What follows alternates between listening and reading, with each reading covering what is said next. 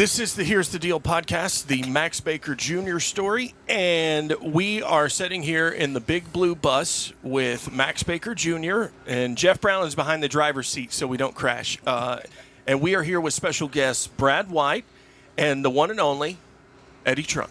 How are you? What's going on, guys? Thanks for coming on. It's good for you to be here, Eddie.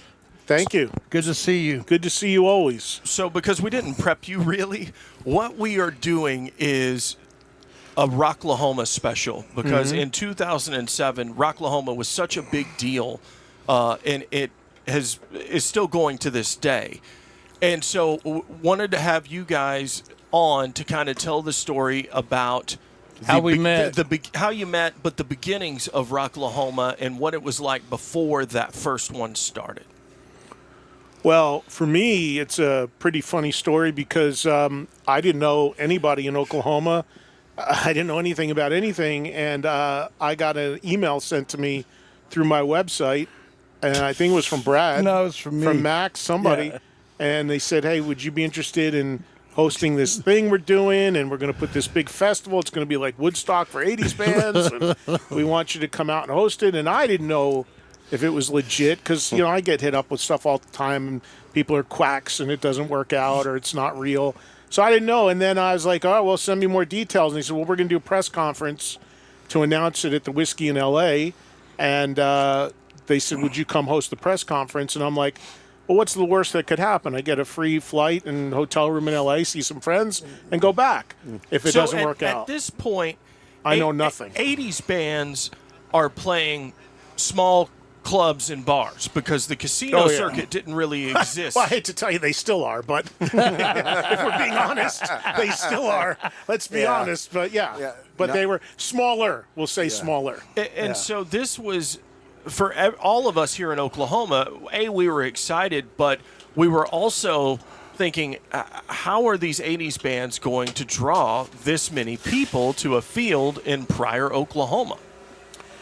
Well, yeah. I mean, you know, there's a funny story about the whole thing because when I did end up going to L.A. to do that press conference, that was the first time I met the folks involved initially in Rocklahoma, including Brad.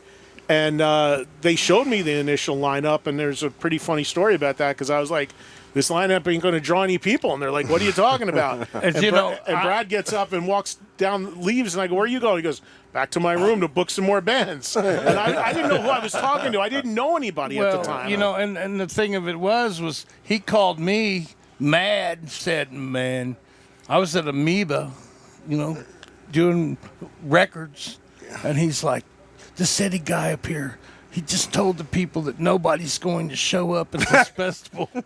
They wouldn't have with that lineup the way it was at that time. I remember, and I want to throw out, so originally you had a program director named Kevin Cash, right? Yeah. He was, at the time, he was the program director at Boneyard. Yeah, so Kevin Cash, I remember originally, you know, when we were reaching out, it was Kevin Cash we were kind of talking to, and Kevin originally, you know, just kind of get everybody. Got that messed up? Okay. There you go. So at that time, I remember, you know, reaching out to Kevin and then Kevin and putting us in touch with you. And I remember the first conversations were kind of like what you're talking about. You were kind of like, well, all right. Because, see, I've been in this business since 1983. I know what all these bands are worth. I know the draw. I know who's good, who's not, who means people, who doesn't. And, you know, to do a big festival like that, I just thought that there was going to be a need for bigger drawing bands because in 2007, there was still, you know, these bands were still very much being marginalized. You know, they were still, they still were not, you know, considered cool or anything like that. So I loved the concept of it. I just thought that in order for it, because look, if I get involved in something, whether I'm involved or not, I want to see it do well. Otherwise, it doesn't continue. So I just, you know, just gave my thoughts about it. And anyway, long story short, we ended up doing the press conference. Brad went and got some bigger bands and built out the lineup. And I ended up hosting it that first year. And I've hosted Rocklahoma every year since it started. Year 17. I remember when you guys were in the initial planning stages, I worked in Tulsa at the time for an alternative station. We took a meeting. It wasn't going to fit because we didn't play any of those bands. But Nobody did at that time. It was kind of over, you know. I was really excited to see some of these 80s bands from my childhood that I never got to see because growing up in Ardmore, there weren't shows coming to Ardmore. You had to go to Oklahoma City or Dallas, and I wasn't getting into the clubs. They were going to have to be playing arenas, and a lot of those smaller bands, they didn't really do that. And so for me to be able to experience those bands from my childhood that I never got to see, that was amazing for me. Well, so you hit on something that was really important at that time. So the part of the reason why I kind of had this concept for Rocklahoma, and this was 2005, 2004, but they had was a Rock Band. Remember the game Rock Band? Yeah. So I'm in Walmart and I'm one aisle over and I hear, Rock You Like a Hurricane, and I hear these kids are laughing and whatever, and I'm like, the hell's going on? I go around the corner and there's this whole group of kids standing in front of this, Walmart display playing, Rock Band, and then I started looking at all the different bands that were on there, and it was all the bands that, excluding say, a couple, which Scorpions were one of those, but most of the bands on there were guys that didn't have really big deals. There were, like the Bullet Boys, and no offense, but just some of the smaller bands. But they just had everybody on that thing. And so I was like, God, and these kids seemed to be really enjoying it. And I was like, well, maybe this is coming back. That video game and then Guitar Hero and Rock Band, when they came out, they totally... Guitar Hero, that's what it was, Rock Band. Influenced a younger generation to that music. 100%. And made them fans. Yeah.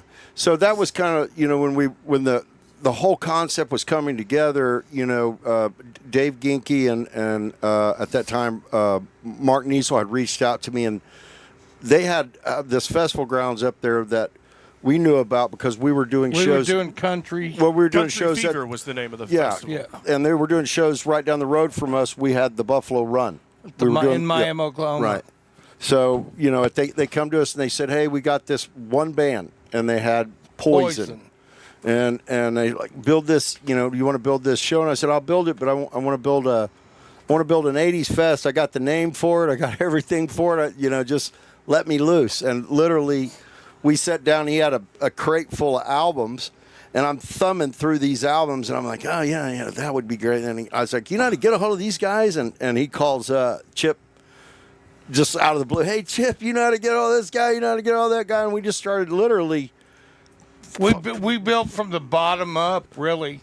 Well, those were the guys we knew how to get a hold of quickly, and and in mass. And they agreed to it just with a matter of minutes. Well, that's the important thing about it, which I think, from my perspective, is that of course they agreed to it immediately because they could never get a gig like that at that level on a big stage. I mean, you can't oversell. Like, to me, what Rocklahoma did in that first year was vitally important for these bands because up to that point, they weren't sniffing a big stage or festival, not even close. They were lucky if they were doing 100, 200 people in a little bar. And that's what you big said. deal. That's you would never see LA Guns on the Warped Tour. Yeah. Right. You still won't. Right. No, you still won't. Of course not. But that was one of the things that Eddie, when we were there it was called the Saddleback, or what was the name of that little restaurant? It was across the street, Social House or something. It's still there. Yeah. So we're there, and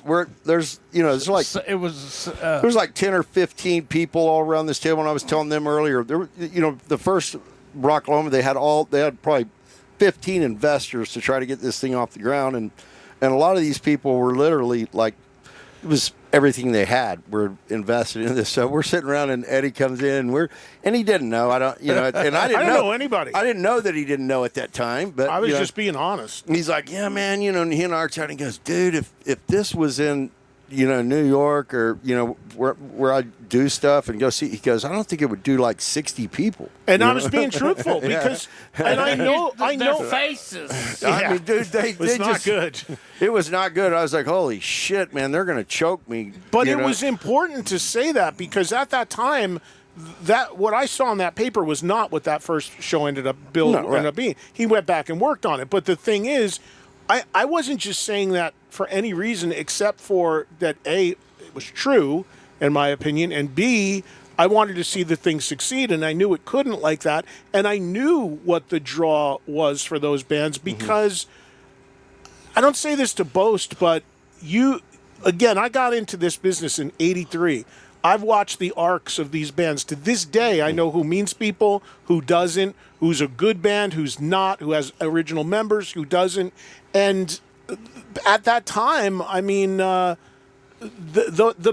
bands he was booking, I live in the New York market. I saw them play to 30 or 40 people. It wasn't like I was speculating.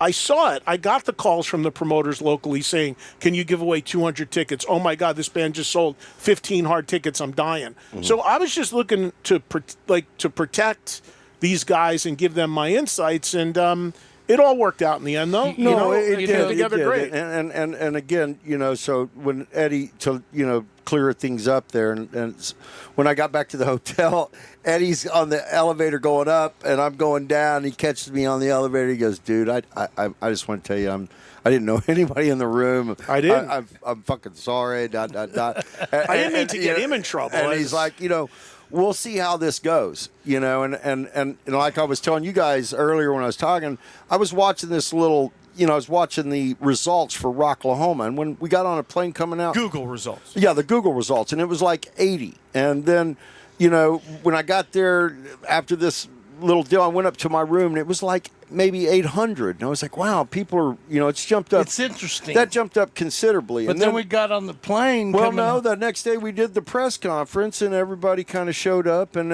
if you remember, Brett pulled in on his bike. Who all was there at the press conference? I don't remember. You know what? It's here in the book. That's kind of why I brought this thing, just because we had this first little page would be next one. Is it? Yeah, no, it's right here. Yeah. So Don Dokken. Yeah, Dokken, and there's Tracy, and I know that Eddie showed up, and I'm not really sure. You said Brett Michaels showed up? Yeah. Yeah, it looks like, Joey Allen. Warrant. Some of these they all had interest there, and the thing of it was once it was announced and Rob went to work on the press. Joe Lestay. Hey, Bang Tango. Yeah. But, the thing about it was kind of, after a while, it shocked the world. Well, what was interesting came from that is, like we was talking about, a lot of these bands we were putting back together. I mean, literally, at that time, Steven was not in Warrant, in Rat, and Janie wasn't in Warrant, and he showed up, remember? Warrant played, but he showed up. No, I know. And hung out. Yeah, and said he'd be on it next year. No, remember I put him on the show as Janie Lane. Uh-huh. I just put Janie Lane on the show, and he played in one of the tents on the side, and then he came back the next year and did the show. What bands do you think have benefited from Rocklahoma coming together in Every single one of them. Every single one of them, and the entire genre. Because when that happened, there was nothing like that opportunity for those bands. They were I'm honest to a fault. These bands are still marginalized to some degree, but enough times passed, we've gotten far enough away from the 90s that now if you're 45, 50, 55 years old, they're your classic rock. Correct. And you'll still get a chance to hear, you'll hear some of the bigger acts still on classic rock radio. A lot of the bands that were on Rocklahoma in 07, there's only a couple that you would hear on classic rock radio now. The bulk of them you still would never get touched. But there was no opportunity. There was nobody that had the idea of bringing them all together and building a festival around them. And when the word got out that this was happening, not only did it reverberate among fans of this music who were basically, let's be honest, shit on and made fun of for liking these bands, they rallied around it. And then on top of it, you also had the bands themselves like, hey, I got to get involved in that. I got to be a part of that. And that really touched off the whole buzz for the whole thing. So it was a two-edged thing. Like the fans were rallying that they finally had something that was respectful and cool for the people, the bands that they wanted to see on a big stage again. And the band saw an opportunity to get in front of a lot more people than they were playing to. Well, Eddie, thank you so much for taking the time and jumping on here to help tell the story with us. Look, I know I got to go because I got to do something in here, but you know, I always thank these guys because they were the first people to ever bring me to Oklahoma, and I've been coming ever since, and that was my tie to Rocklahoma. And through all the changes of Rocklahoma, they've kept me on and hosted it every year, and I really look forward to doing it. And I've made a great connection with so many people in Tulsa, Oklahoma City, all around Oklahoma. The fans are great. And here I am again, you know, I'm in Oklahoma City tonight at the Diamond Ballroom. So this place has really become, you know, a lot of history and memories for me, and I appreciate it. Yeah. Thank you very much. We appreciate it. Thank Thank you, you, guys. Eddie. We're all proud of you, Eddie. Eddie just celebrated his 40 years doing this stuff. Yeah. So, but thanks. Appreciate Thanks, it, Eddie. guys. Appreciate you.